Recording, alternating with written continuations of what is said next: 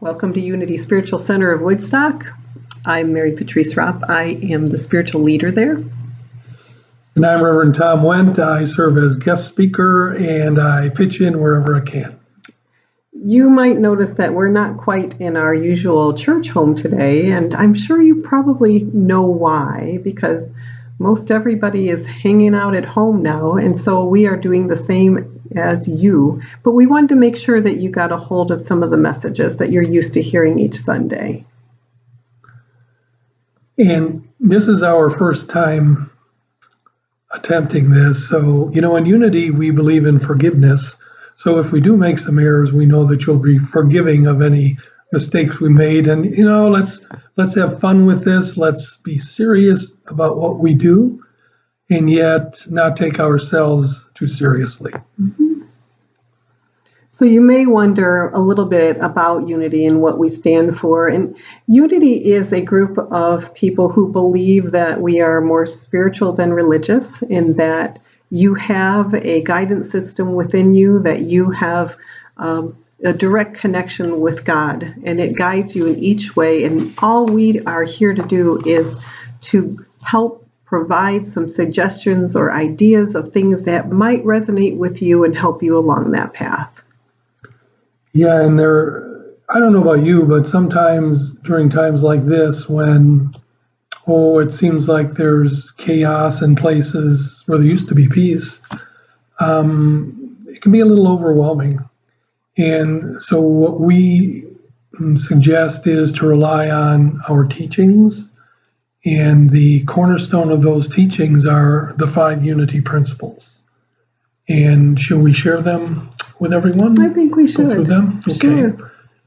We read these each Sunday during a church service, so would you like to start with the first one? Sure. Go ahead.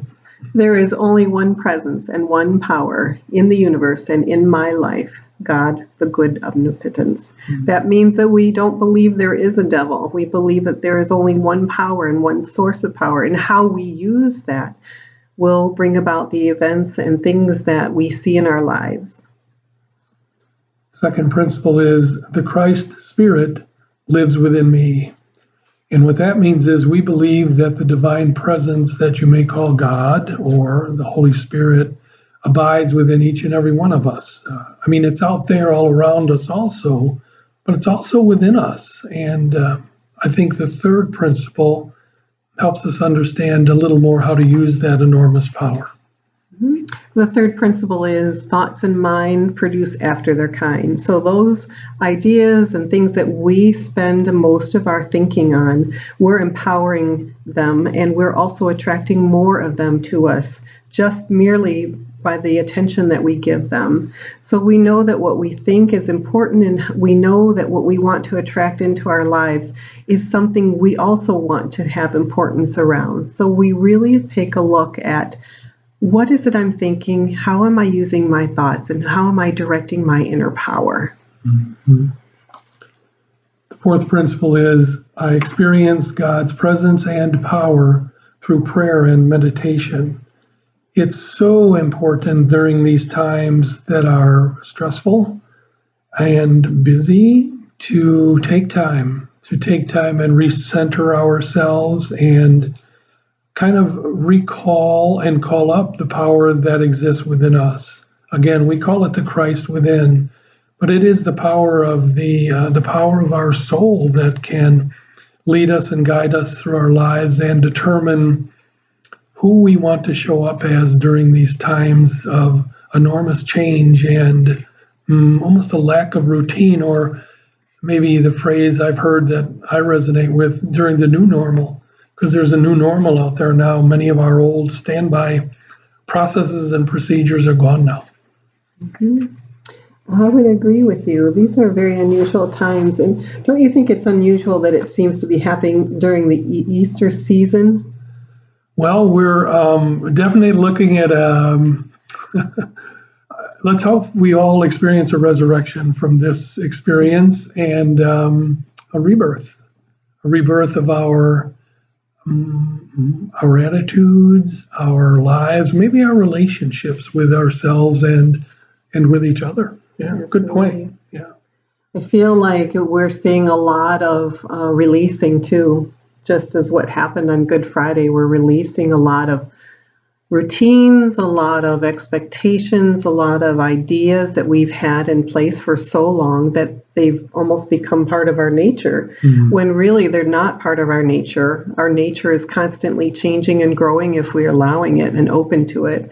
And it feels like almost now that we're in a shelter in place situation, that maybe we're kind of feeling put in the tomb a bit, wouldn't you say? Well, some would say that. Yeah, I always think of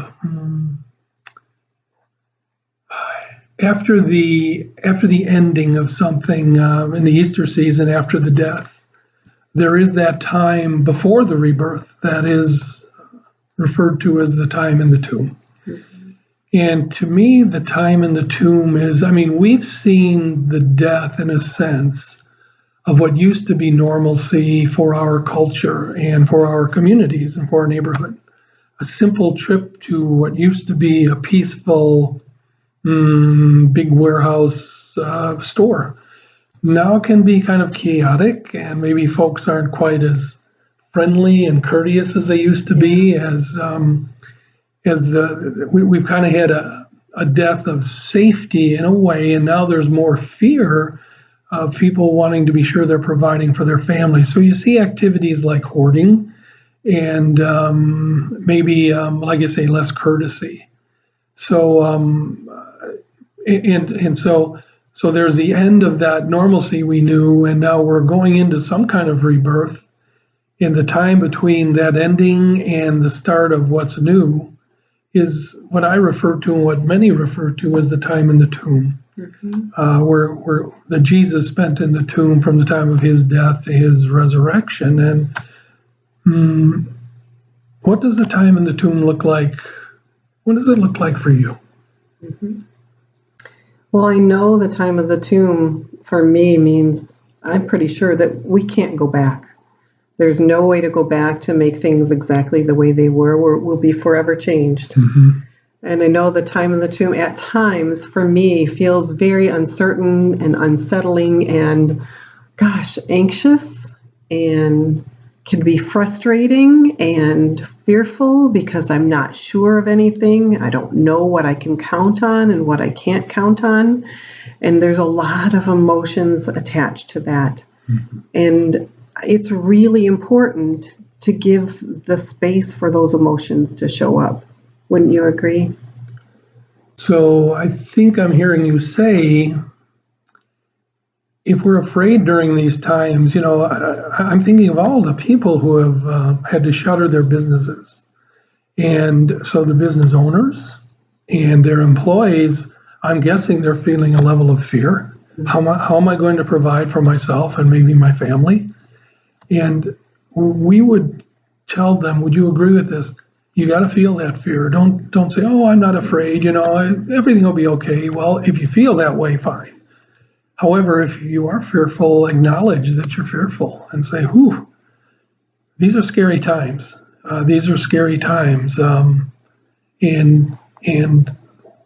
what can I do? And then we can ask ourselves, what can I do during scary times so that the fear doesn't overwhelm me?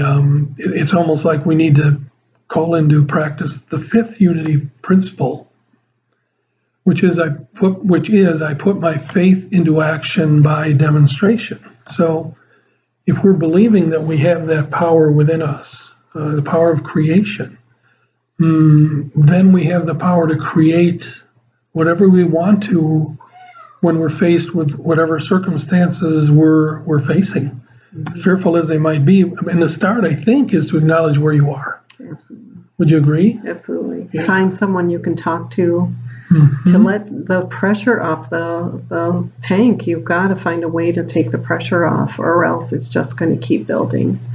Keep finding the space and the ways that will help you manage what's going on with you. And I know that when you have a partner or a really good friend, someone that you can just be real with, it makes such a difference.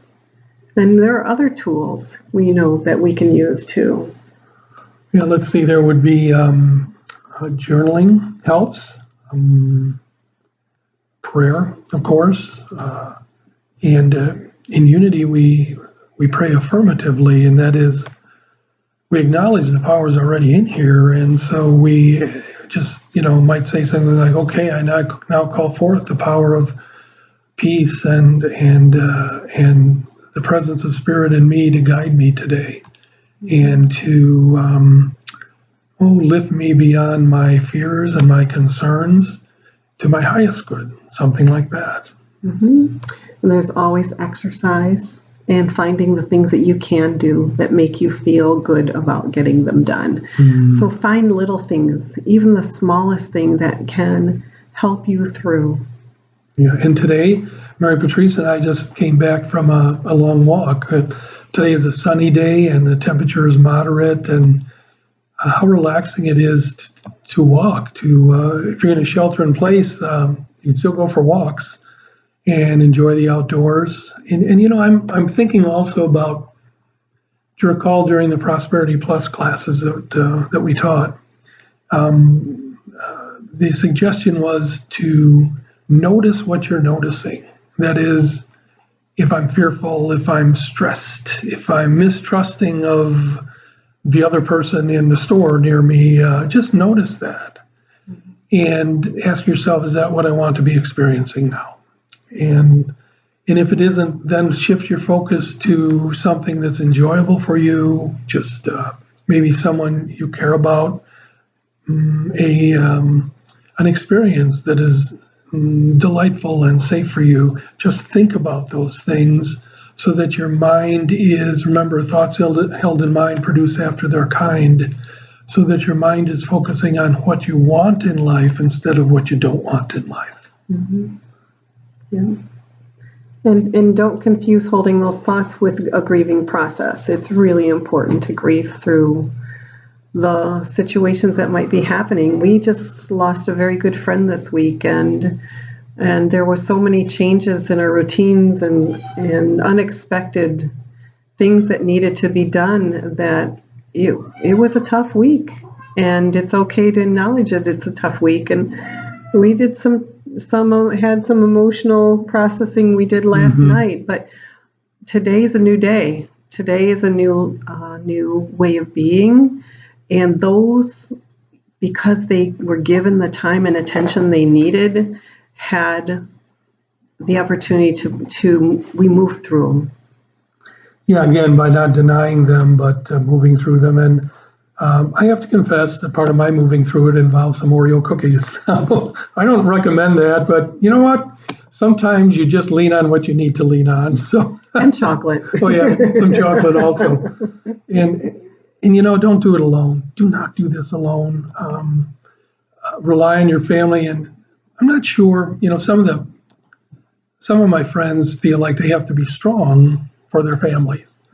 Well, sometimes being strong is being vulnerable and admitting that, wow, this is scary stuff here, and sharing where you're truly at, instead of trying to portray an atmosphere of calmness and strength or lack of fear, when in fact it's there, because most people can see through that and they get a feeling that, what's going on here?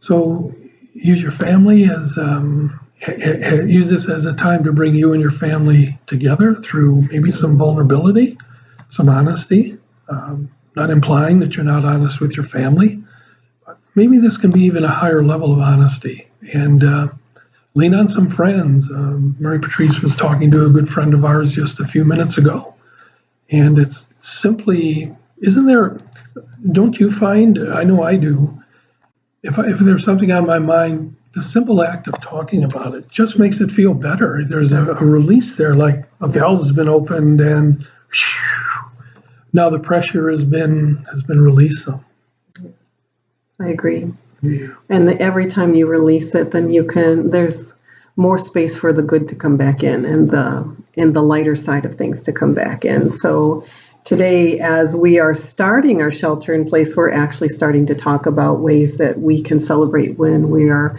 not going to be in a shelter in place situations. So that's kind of exciting too. So hold on, just hang in there. Find a good friend, find a family member.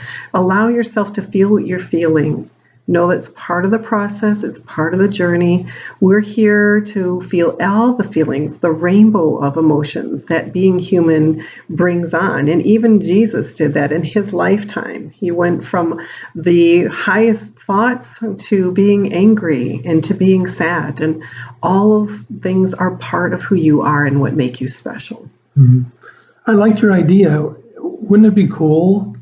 And I don't think we've done enough of that, but for those listening to this to chat with their family and friends about, okay, when this is over, when we're free to go about as we want to go about, what should we do? Let's plan it. Yeah. Let's plan our celebration of freedom again. That would be fun. Let's put some time into that. Yeah. Maybe we can talk about that next week, whatever we decide on to do, okay? That sounds good. Cool. So keep walking the path. Know that you're not alone. Know that everyone is moving through it the best way they can, and have the patience with others when you don't quite see it coming from them. Just know that you're in a good place, you're in a good space, and you have an understanding of yourself, and you can have a little more forgiveness with those that might need it.